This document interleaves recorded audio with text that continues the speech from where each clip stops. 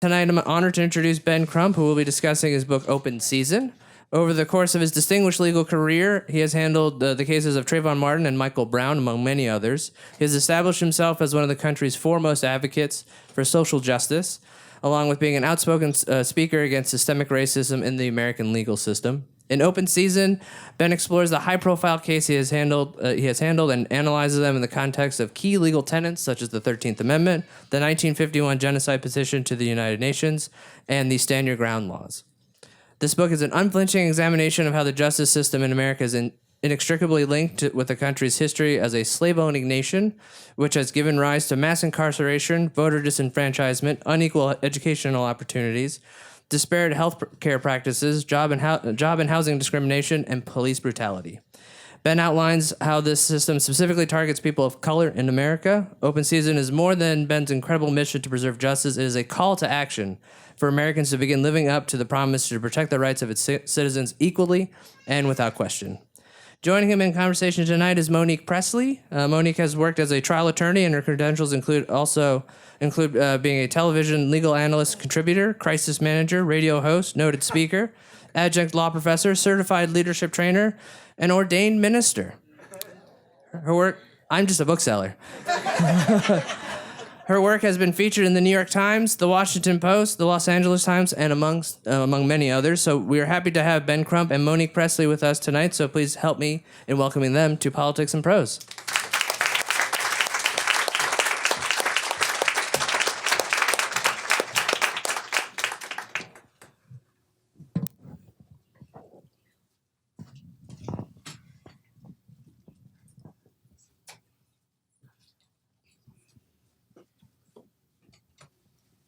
Well, good evening, everybody. It's exciting to be here, right? I'm not really supposed to be doing introductory remarks, but I have the mic. Which is dangerous for a lawyer and TV person. The person who we are celebrating tonight for authorship is very, very dear to me, not just as someone who I admire and emulate as a role model, but someone who has put in the work. Does anybody understand what that really means? So this book is not born out of someone else's experiences. This book is born out of his life's work. And part of his life's work is sitting next to him in me, because what attorney Ben Crump did for me, I know he has done for so many others, including a story I just heard this very night from a young woman in the front row. He takes young lawyers and advocates under his wing and says, come walk with me, come run with me. Let me show you what this is like. Let me help you. Let me show you how to spread your wings, and let me undergird you any way I can. So I just want to take this opportunity publicly to thank you, Ben, because I wouldn't be here without you.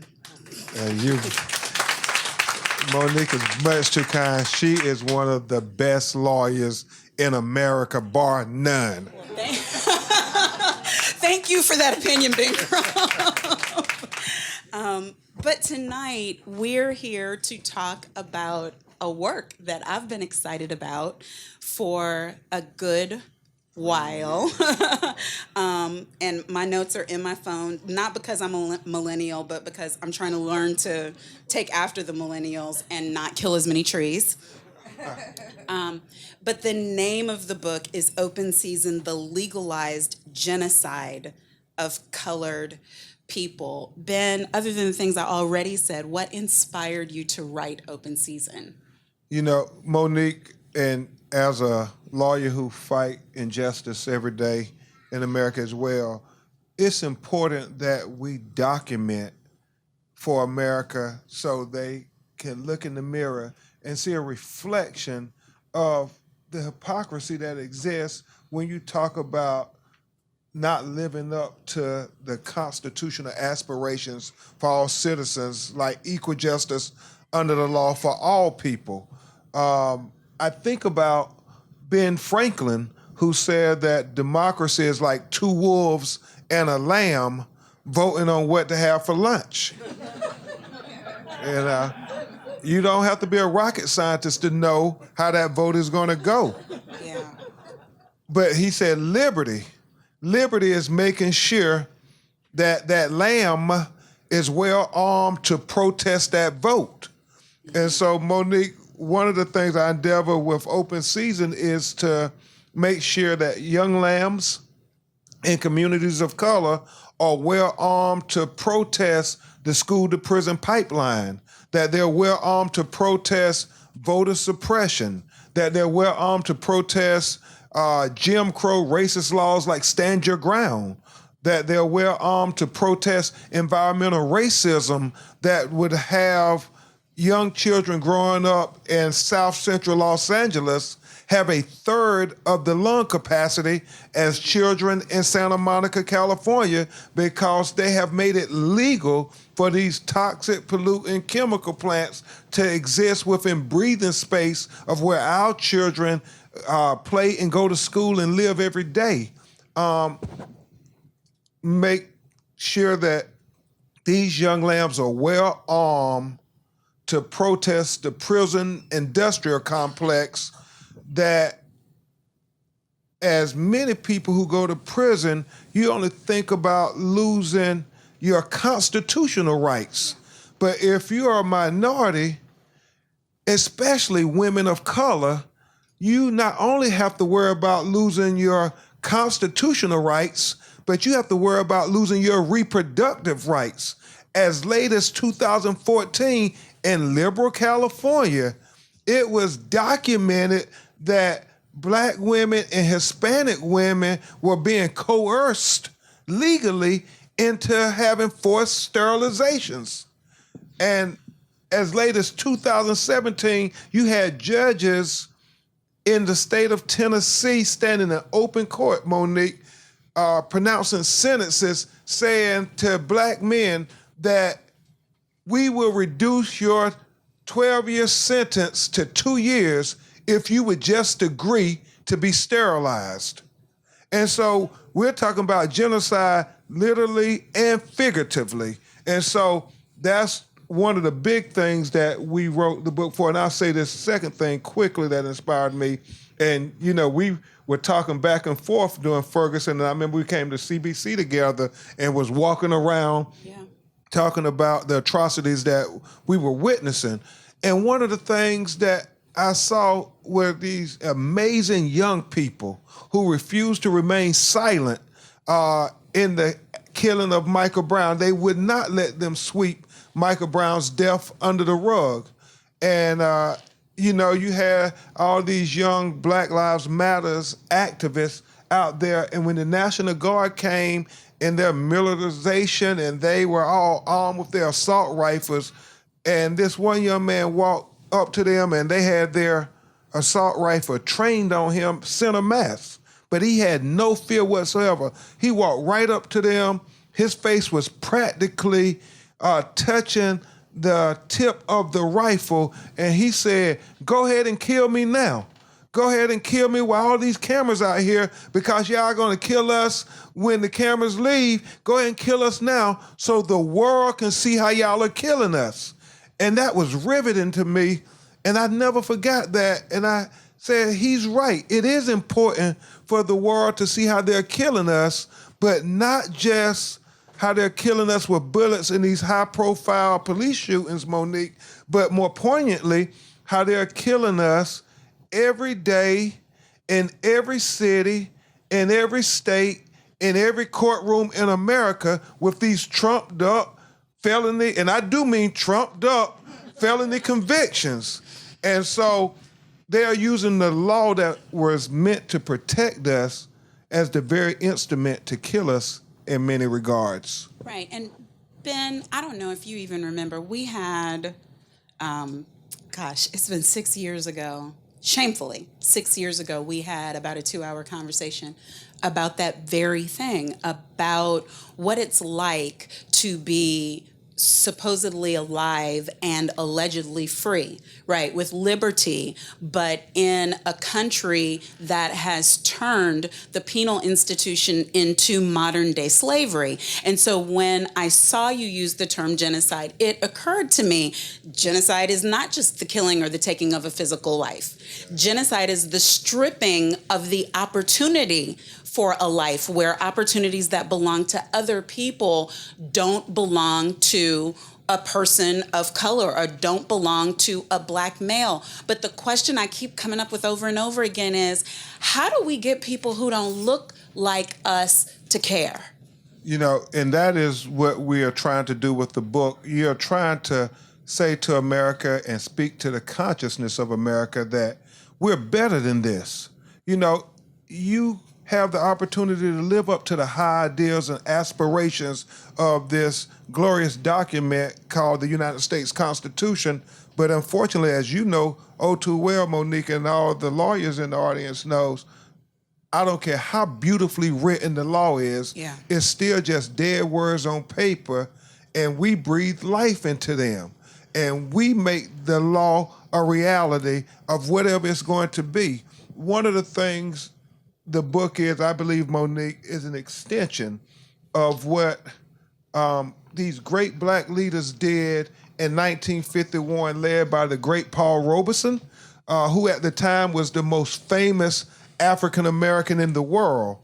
And along with W.B. Du Bois and other leaders, they went to the United Nations and the convention in Paris, France. And this was in the aftermath of World War II, where you had all the war-torn countries filing petitions of genocide over the atrocities and the killings that had been brought upon them during the war. And these Black leaders said, we filed this petition, we charge genocide against the government for the killing of Negro people in America. And they said, Monique, just as you articulated, they based this on not only the killings, the lynchings, and the raping of Negro people that happened daily in the 1940s, but they also said it was how the law sanitized the atrocities, how they legalized everything because nobody was held accountable, and the impact that had on Negro people in America, killing their spirits, making them a permanent endangered species. And what they said, which I thought was deep, was based on the definition of the United Nations definition of genocide. They said, using your words of genocide, an act or acts used to destroy in whole or in part a group of people based on their national, their ethnic, their racial, or their religious identities. And they said, well, how does this not apply to Negroes in America? Y'all looking at everybody else in the world. And they concluded that petition, Monique, by saying either the United States government is complicit with or responsible for creating a genocidal situation for Negroes in America. Right. And 70 years later, we think that there can be a similar case made when you look at just the disparate impact of the legal system on people of color in America. And I mean, we can go through all kind of examples, but the most glaring one, I think, is the fact that Black men only make up 7% of the population in America, at most. 7%. But Monique, we make up almost 50% of the population on death row. Right. And so how do you square that unless you say one or two things? Black men are some terrible, evil, thuggish, criminal-minded people, or two, this is a racist, discriminatory system that targets them, and they are getting the results that they desire to continue to build this prison industrial complex called slavery by any other name is just the same. That's right. That's right. And that's from the beginning of this country. That's from this country's birth, as I like to call it, this country's original sin. And until now. But in your book, you talk about some of your very famous cases. All of Ben's cases are famous cases, frankly. But you discuss the death of Trayvon Martin in that case. You discuss Michael Brown. You discuss the Clark case. And it's a two-part question. But first, what impact do you think these cases have had on the justice system? You know, and that's always a thought-provoking question, because I think, like the late Johnny Cochran said, it's a journey to justice. And sometimes on a journey, you can take a step forward and then you take 2 steps back. But I believe in my heart that we are progressing ever so slowly. But then we see as rescind a lot, especially with who we have in the White House now, and the Attorney General and the Department of Justice trying to rescind every little progress we made Absolutely. in America. But I think about just a couple of weeks ago in Dallas, Texas, I was part of a good legal team, and we saw a historic result when the white policewoman, Amber Geiger, for what we understand is the first time in history, a white policewoman was convicted of murder for the killing of a black man. Mm-hmm. And you think about my comments was simply that verdict was not just for Botham's family, but it was for Trayvon Martin, it was for Michael Brown, it was for Stephon Clark, it was for Tamir Rice, it was for Terrence Crutcher, it was for Sandra Bland, it was for Eric Gardner, it was for Alton Sterling, it was for Philando Castile, it was for Ezell Ford, it was for Renika Boyd, it was for over all these people didn't get justice that were high-profile hashtags, because I think like Trayvon being the #1 news story in the world, it raised the conscious level for America to say and understand Black Lives Matter or should matter. And then Michael Brown, you know, President Obama signed the legislation to get $50 million to make sure all the local police agencies had body camera technology to be more transparent. Stephon Clark, you know, nobody went to jail, but California governor signed the most restrictive excessive use of force law in the state, where now police, if they shoot somebody in California, the burden is on them to prove that they can only use lethal force when it was necessary, which is a different standard when you move those commas. And so I see all these things as being steps towards progress. They're all connected in a certain way. Because I don't think we would have gotten a conviction in Amber Geiger and Corey Jones, the police officer who killed him in Palm Beach. We got that conviction this year. The parking lot vigilante in Clearwater, Florida, who killed Marquise McGlockton.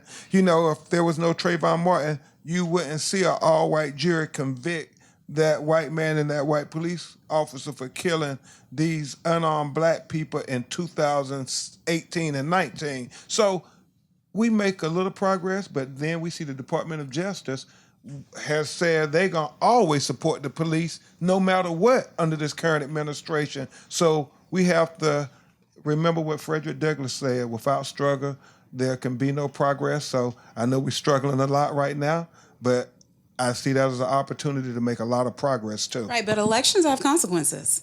Amen. Right? So, you know, people don't think that it's connected. And I know you fight this fight and I fight this fight. And sometimes I just want to throw my phone at the TV or throw it in the trash or something. I'm talking to people on Twitter and they're saying things like, why does it matter? All politicians are the same. And I'm like, And then you're looking for a Ben Crump for your family member. And there's no uniform justice procedures. There's no keeping track of police misconduct on a federal level. All of these things that your cases have enabled us to move toward. And sometimes I think people don't connect those dots, Ben, which leads to my second question, which really is just me telling you, tell the people something. Before you go to your question, Monique is awesome when she get on Fox and start debating them.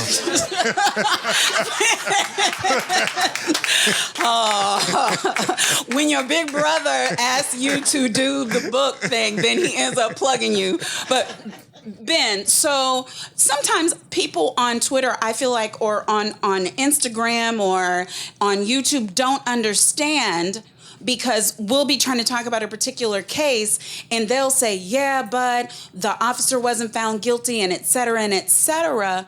But that was never really your job. Right. Or can you connect the dots between what we can do in the civil lane and why it's important, for instance, to elect prosecutors that are going to do their jobs? Yeah, and that's probably one of the most important questions. And I normally have said over and over again, well, if people don't understand high school civics, ain't nothing we can do.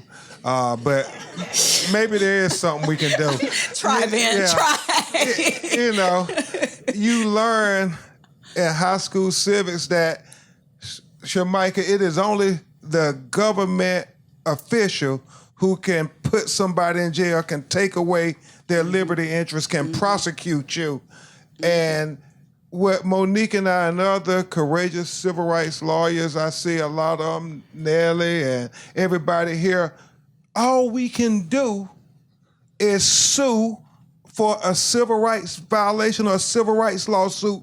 We have no power whatsoever to put somebody in jail or charge somebody. And so when you see the killer of Trayvon Benjamin Martin get away with it, when you see the killer of Michael Brown, which I write about a lot in the book because they just changed all the rules when Michael Brown was killed to make it advantageous for the police officer to escape accountability, whether it's to meal rights and all these other things where the prosecutors almost become like the defense counsel for the killer cop or the stand your ground vigilante when it's an unarmed person of color on the ground. And the only thing I can say is this, that Malcolm X said, you know, if you're not careful, the media and society will have you hating the people who are fighting to save your life and have you cheering for the people who are killing you. And that's what we have to say to these ignorant people who are out there saying, well, y'all didn't win Trayvon. And I know Monique. First of all, yes, you did. We won. Yes, we no, win. but yes, you did. Yeah. Yes, you did.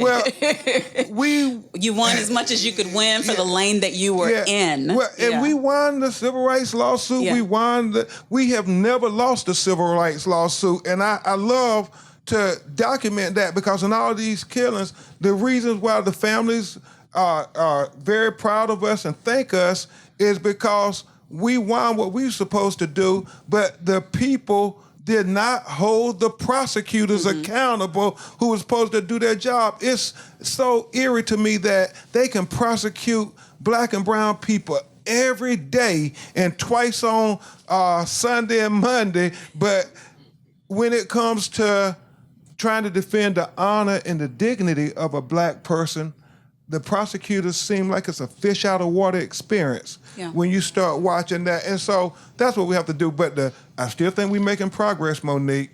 And maybe I'm an eternal optimist where I see the glasses half full. But in the aftermath of Michael Brown in St. Louis County, they elected the first African-American district attorney.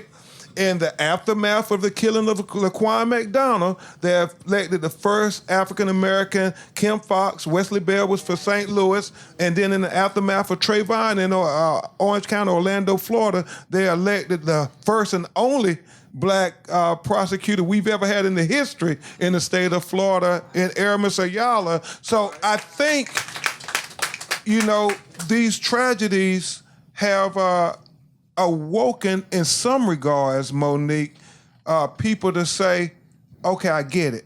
It's the prosecutor we got to replace, because if we keep doing the same things and expecting different results, then we're crazy. Because in St. Louis, for 28 years, that prosecutor had been in power and not once had he ever indicted a police officer. And so why in the world did we think he was going to indict Officer Darren Wilson, even though 14 black people in Canfield community said Michael Brown had his hands up, and everybody started chanting, hands up, don't shoot. But that one police officer who was the killer cop said, no, he didn't. And they gave the white killer cop more credibility than all 14 black people who were witnesses. Don't take my word for it. Go look at the grand jury proceedings of Michael Brown, and you would be shocked. You would ask yourself, well, who was murdered here? Right. You would think it was Michael Brown who killed the cop. Right. Absolutely. And we saw just a few weeks ago with Tatiana, right? What to me is maybe one of the most important questions I can ask you, because people are going to read it and they're going to see in your book all of the ways that you have been able to help and your team has been able to help, but you're giving them some ways that they can be on the ground and help. Because when I saw, shamefully, in this line of work, I'm not as optimistic because I've worked on the other side for a minute, but I do not expect the killing to stop until we do things that would cause the killing to stop. So when I see a police officer who sees a black body, male or female, through a window from outside and shoots first, that to me says never should have been hired, wasn't ready for the field, didn't have sensitivity training, wasn't properly screened, needed a psych eval. It's all these things that differ from state to state and county to county. Mm-hmm. But what does a citizen do about that to require better standards from their police departments? No, it's daunting, but we can make a difference. I still believe one person can make a difference who is convicted to do so. And I cite at the end of the book things that we all could do to make a better world for all our children. But I'm so inspired by some of the examples that I've seen in my life, like in the election chapter of the book. You see these 9 black women in Madison, Florida, who they are trying to help the first black woman be elected to a countywide election. And so they start doing voter registration. And in the aftermath of Obama doing, absentee ballot voting that white people had done forever, but then when Obama kind of introduced it to black and brown people and it helped him win the presidency, they then changed all the rules and kind of arbitrarily said you had to do it this technical way, and all this stuff. Well, these women were helping this lady, Tina Johnson, win the election, and they had the audacity to send the Florida Department of Law Enforcement agents to these women and arrest them with guns pointed at them. And I said, my God, what were they afraid that the vote might actually be counted fairly? But that's what it was. That's how much they fear us voting. And so when you say your vote doesn't matter, why do you think the highest officials in the government will use such extreme circumstances to intimidate you? And so that was an example. Then I see these sisters outside of a little town of Albany, Georgia, who go every week to their city council meeting for 9 months. And they refuse to let business go on as usual. They are on the agenda, and they all would take turns talking over and over again until the city leadership finally relented and said, we will have a citizens review board for police brutality allegations. And that's just these women who were convicted. They said our children's lives matter, and we're going to act like our children's lives matter. We're not just going to say Black Lives Matter. We're going to do something every week to show our children that they are important, because I know Minister Monique. I heard my preacher say this. My preacher said, you can fool a fool, you can con a con, but you can't kid a kid because everything you do, they are watching. Yeah. And so when we say they're the most important thing in the world and their lives matter, we sure have to show them every chance we get. Yeah, and I mean, I look around this room tonight, and I think this is my last question. I'm getting the nod from the corner, and I warned them that you and me would be a whole lot of talking. But, we need... I know you enough to know you're not just saying we need Black people in positions of importance because we can trust Black people to do the right thing.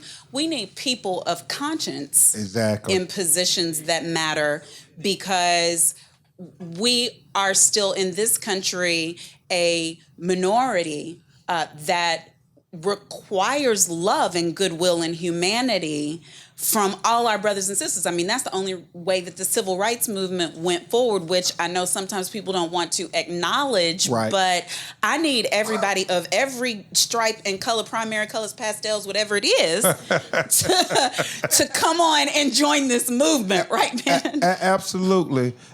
Two things. Number one, I honestly believe this book is about trying to help all races, Black, brown, white, red, confront their biases. We talk a lot about what the Native Americans have to encounter. We talk about how on the border, the atrocities happening to the young Hispanic children. We talk about when most people read the title of the book, Legalize Genocide of Colored People, they only think skin color. Yeah. But, we all can be colored by our life experiences, whether that be your sexual preference, your economic status, or your religious beliefs. Yes. We all can be disenfranchised and marginalized and dehumanized by the law. So we have to say it's equal justice under the law by all people. What we want is the powers to be in America that are so fond of reciting the preamble to the Declaration of Independence to act like they believe it. Yes. When they say we hold these truths to be self-evident, that all men are created equally, that they're endowed by their Creator with certain unalienable rights, that amongst them are life, liberty, and the pursuit of happiness. Well, America, that means Black and brown people too. Yes. And then the last point I'll make, and then I'll let you get the last word, moderator. Who has done an exceptional job. And I will say, she was supposed to fly to California, and she delayed her flight to take the red eye to do this. So please acknowledge my dear friend and colleague and sister, Monique. And I thank Politics and Prose for allowing us to have this, and all of you for being here, all my good Omega brothers and National Bar Association lawyers. I really appreciate it. I see my father-in-law, George Brown, here, Miss Mitchell, a mentor of mine, all here, and it means so much. But to answer your question, we need everybody to have courage. I think you're absolutely right. And we need to just remember what Dr. King said. Dr. King said, the coward asked the question, is it safe? Yep. He said, expediency asked the question, is it politically correct? And then he said, vanity comes along and asked the question, is it popular? But then Dr. King said, conscience comes along and asks the question, is it right? Yeah. And Dr. King concluded that there comes a time when one must take a position, Mr. Mayor, that is neither popular nor politically correct. Monique, he said, one that's not even safe Yeah. But one must take a position because their conscience tells them it's the right thing to do. I submit to you all, it is the right thing to do to stand up for all our children, to speak up for all our children, and to fight for all our children because they're our children. And if we don't make a better world for them, then there won't be a better world for them. So we have to be personally vested in this. And that's what this 3-year sacrifice of writing this book meant, that it was just as important as representing Trayvon or representing Tamir Rice and them, because what we have to do is have documentation to make the case so when America looks in the mirror, they can see the hypocrisy and we can have the conversation.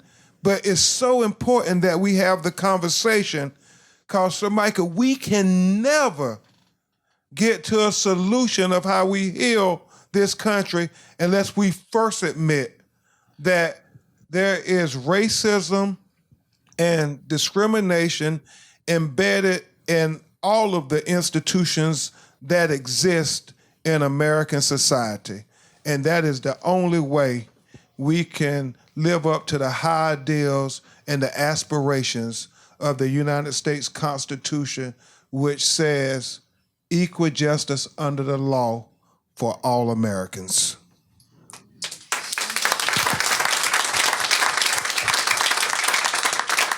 So I just want to encourage every single person to buy the book, because we want this to be what it should be, which is, a New York Times best-selling book, but not just for yourselves.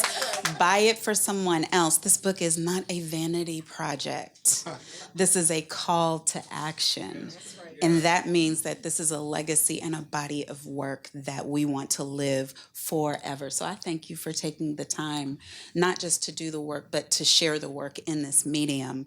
We have time for a couple of questions. Yeah, we have about 10 minutes for questions. So Please step up to the mics. And there are questions for... Hey, Kendra Davis. And we got one microphone over here, too. Hello. I just happened upon this talk, and I'm very glad I stayed. Wonderful. I'm tired. I'm tired of the inertia and the apathy of voters. I'm tired of the willful ignorance and self-absorption of Americans. And how is it people are good people fundamentally most, but we have to do something. The Republicans have for decades, in a very concerted effort, done a lot. And voter suppression didn't just happen yesterday.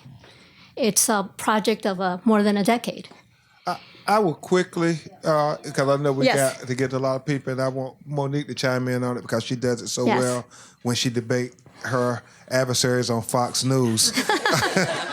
But I think two things. Number one, we have to not let the enemies of equality win. They'd like to use the law to disenfranchise people, but as I look at Mina Malik and Nellie King and them, people who are on the front lines saying we can use the law as a weapon for good. Akua Coppett and Jamie Boston, them go every day, and we have to say we can use the law as a weapon for good. And then secondly, we just have to make sure that our children are more intelligent than those who would seek to oppress them. That is the only way we can win this war. We won't win it with violence. We won't win it with guns. It will be won with intellect and diplomacy and conviction. And that is it. Monique, you can nail that voter question. No, let's get one. I want to try to get two more questions in. Okay, your My question was, how can we get especially young people, white, Latinos, blacks, everybody to vote, to mobilize, to care? Oh, okay, right. Especially young people. Okay, and I will answer this, and this. It's my firm belief. Take the time to talk with the people you want to care. Don't talk at them. Talk with them. Sit where they sit. meet them where they are, learn the things that they're interested in, and show through your caring that you're trying to leave them something. Because Ben, my kids are so much smarter. They look at some of the stuff that happens right now and they're like, wow, if only we could have voted. So don't mess them up, you know? I mean, prove to them by the way we hear them that their voices matter. Yeah. My 6-year-old daughter, my wife and I are just amazed at the things Brooklyn pick up on, because I watch CNN and MSNBC a lot, and you know, kids, you can't kill them. They are watching everything. And so when I see 45 do something crazy, Brooklyn now sees 45 do something crazy. Right. Sees it coming. We got another question? Okay. Attorney Crump, I wanted to ask, when you gave your remarks at Michael Brown's funeral, I was blown away at how you quoted the whole Dred Scott decision. How did you, I'm curious how you decided to say that, because it was so poignant. I was just blown away when you did that. No, thank you. And yeah, you know, it's, I was thinking about Michael Brown's parents. And Rosalind, one of the things I recall was that we had a lot of preachers on stage talking about, you know, the spiritual healing and the social ills, but we are lawyers. And we always have to understand that the laws govern a society. And we had to acknowledge that the law right there in St. Louis had governed American society for almost 100 years with that dreaded decision that they said there were no rights that a black person should have that the white man would have to respect, and that we were 3/5 of a citizen. And so in 2014, I wanted to use that opportunity to say that we are not, nor was Michael Brown 3/5 of a citizen. Right. He was an American citizen, and we won't settle for 3/5 justice. We would demand whole justice, because until our children, and think about this, they're killing us with the bullets, but they're also killing us in the courtrooms. In states like Tennessee and Florida, they have statistics that say 1 out of every 5 black men will be a convicted felon right now, based on statistics. Most of the other states have similar statistics. They opine that in 25 years, if everything stays the same, Mayor Warren, that 1 in every 3 black men in America will be a convicted felon. So in essence, once you get that convicted felon label, it's almost like you're a permanent underclass citizen. And so we have to fight that. We won't let our children be permanent underclass. Every time we see and you have sons, Monique, think about this. Let's make it very personal. Think about, you have a son.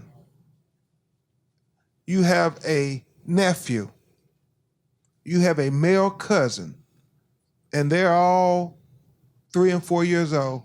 If these statistics bear out in 25 years, one of them would be a convicted felon. That is the reality. And so that's why we have to stand up, speak up, fight. I mean, we got to do everything in our power, because once you get that convicted felon label, it's like you're the walking dead. They just ain't gave you the death certificate yet. I mean, all the ways you can try to be legitimate, they have taken them away from you. You can't be certified to teach. You can't be certified to get a Pell Grant. You can't be certified in many states to be a cosmopolitan, be a beautician. I mean, and you know, I learned this here, and I said carefully, sitting next to the minister here, I found out in Atlanta, Georgia, if you're a convicted felon and you want to be an exotic dancer, you can't even get certification to perform in the adult clubs to try to make a living. I mean, any way you can possibly try to legally make a living, they start taking it away from you. And so every chance we get, we have to tell our children, regardless of how this racist criminal justice system is trying to define you, We don't care what they say. We still believe in you. We still think you're the best thing your mother and father ever produced. We still think you have redeeming qualities to society. We still think you're going to live out the fulfillment of destiny that God has for you. And we won't let this racist criminal justice system define your existence on this earth. That deserves a hand. And I want to add a clarifying point. We believe those things about you even when you do something wrong. Okay? Thank you, Monique. Please do not fall for this thing that happens where there's a rush of the crowd to prove that the person who was victimized by police or wrongfully killed did nothing, committed no crime, sold no drugs, had no criminal history. You are not 3/4 of a person. You're a citizen even when you commit a crime. Yes. The Constitution protects your rights when you are accused. The Constitution protects your rights when you are convicted. The Constitution should be equally applied to the 17-year-old who sells crack and the 17-year-old who sells powder. That's how our brothers ended up in jail, and we all know it. Amen. So it's not just a question of we believe in you because we know that you are innocent angelic flowers. No, we believe in you knowing that poverty and hard knocks and racist system has put you in a desperate position where you think the only way you can feed your family is going out and committing a crime. And we know you don't deserve to die. Amen. When you're out there because of a bad decision, right? So anytime this goes on, please don't let them put up one dead black man on a pedestal and stick one under the bridge. Any black man who dies when he's not supposed to deserves the same. Right? Absolutely. They all need, whether it's a Ben Crump or a Monique or a whoever Amen. who's out there fighting for them. That's my soapbox for the night. Next question.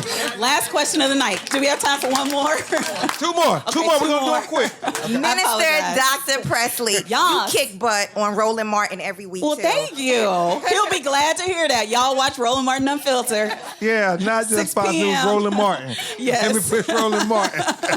When are you going to write your book is my question for you. And I'm for not Mr. taking Crump, questions. why is it that over the years we have seen more African-American police chiefs, but yet we haven't seen a decrease in deaths? Ooh, No, I wanna great hear that, question. Ben. Both of those questions were great because what did I tell you in the back? Yeah, he's pushing me for the book. Okay, go ahead.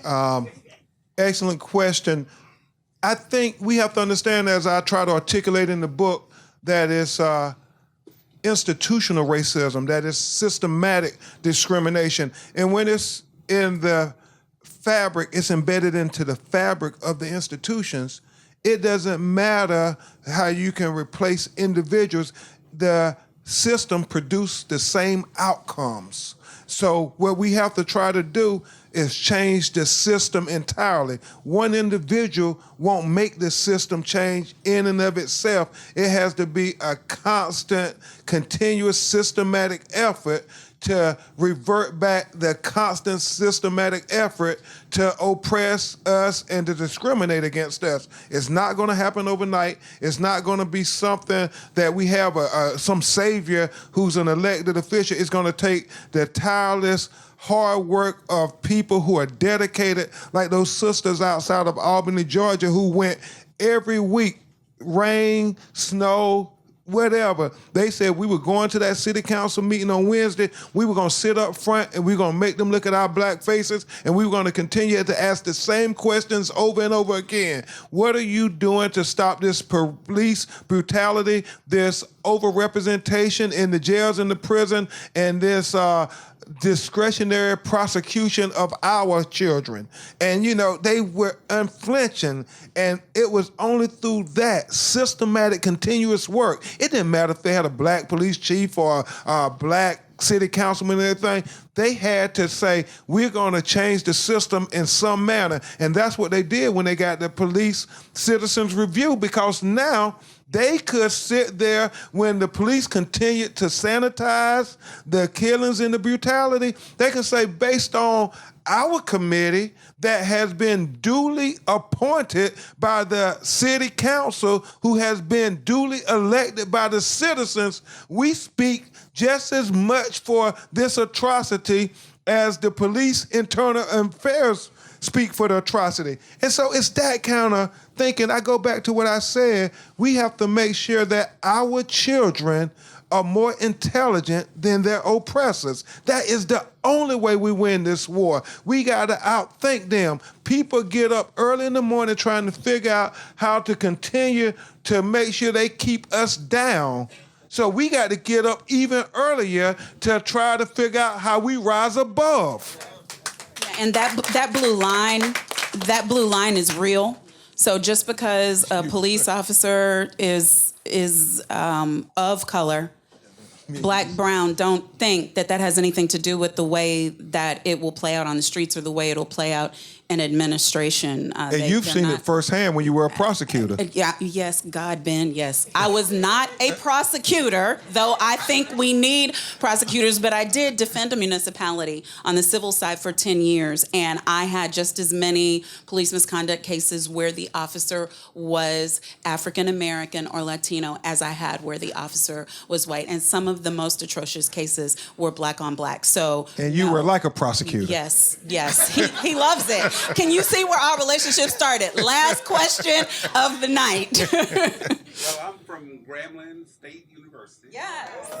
Through Ferguson, Missouri. Yes, sir. As a matter of fact, my brother-in-law is Harold Washington. Oh, wow, okay. I'm a politician. Okay. Last week I read in the paper that in Portland, Oregon, there was a guy arrested because he was sitting in the lobby and they was wondering why he was in there. So they sent a cop in to arrest him and took him out. Yeah. They arrested him, put him in jail. Anyway, I know somebody that happened to in Ocean City, Maryland. So would you take the case? I would, and I would have Monique co-counsel with me, and we ready to go take it on. But in all seriousness, we point out, we have a chapter called Legislative Intent in the book, because we're really trying to educate everybody, not just black and brown people, but everybody on how we get to this situation where it's this disparate impact that could only be based on discrimination and racism. But in that chapter, we talk about legislative intent, and we have a case where the saggy pants law, we know who that's targeted to. And they have this young brother, and it's supposed to be a civil fine, Monique, but somehow that interaction based on their only probable cause to detain him was because his pants were sagging. And then it escalates, and somehow he ends up dead from a law that were meant for them to be able to target black and brown people. I had a professor when I was in college who said something profound, Monique, and I kind of write about it in the book. He said that, I bet you I can get rid of all the crime in America overnight. And we were like, man, he old and he kind of been a professor for a while. So we don't know if we want to put our money up against that, but all right, Dr. Jones, we'll give. How can you get rid of all the crime in America overnight? And he said it's very simple. Change the definition of crime. Because if I get to define what is going to be a crime, I can predict who the criminals are going to be. And long as they are making our culture a crime, then we know we're going to be overrepresented in the prison industrial complex. And as Nellie King and I often discuss, when in Florida they are direct filing all these young people, these juveniles, these 14, 15, 16, 17-year-old kids as adults and putting them in adult prisons because I believe that they are just trying to get younger, stronger slaves. That is simply put. And we can overcome it, y'all. I believe it with everything in my heart. We can overcome it, but we have to be vested in it. We have to be focused on it. It has to be an act of war that we declare for our children, and we have to make them. And I will conclude like this because Monique knows how I feel about Thurgood Marshall, and I try to say this every chance I get because I think it was so poignant. And he got talked about. All my heroes got talked about and hated, and I guess we shouldn't be any different. But Martin Luther King, Malcolm, Thurgood, they talked about him for saying stuff that were so honest. Thurgood Marshall criticized our Constitution on the 200-year anniversary because they didn't deal with the original sin of enslaving people of color. But he said that the basis of the Constitution is simply this, that a black baby born to a black mother, the most uneducated black mother, the most impoverished black mother, the most inarticulate black mother, has the same rights as a white baby born to a white mother, the most educated white mother, the most articulate white mother, the most affluent white mother, just by that baby drawing its first breath as an American. Now, Justice Marshall said, I know that's not the case in America today, but I challenge anybody to say that's not a goal worth fighting for. I challenge anybody to say that's not what makes America the great beacon of hope and justice for all the world to marvel. So I say when we stand up for the Trayvon Martins of the world, but more importantly, when we stand up for the unknown Trayvon Martins of the world, when we stand up for what my grandmother referred to as the least of these, what we're really doing is helping America live up to its creed. What we're doing is helping America be that great beacon of hope and justice for all the world to marvel. But most importantly, Monique Presley, what we are doing is helping America be America for all Americans. That's right. Thank you, Ben Crump.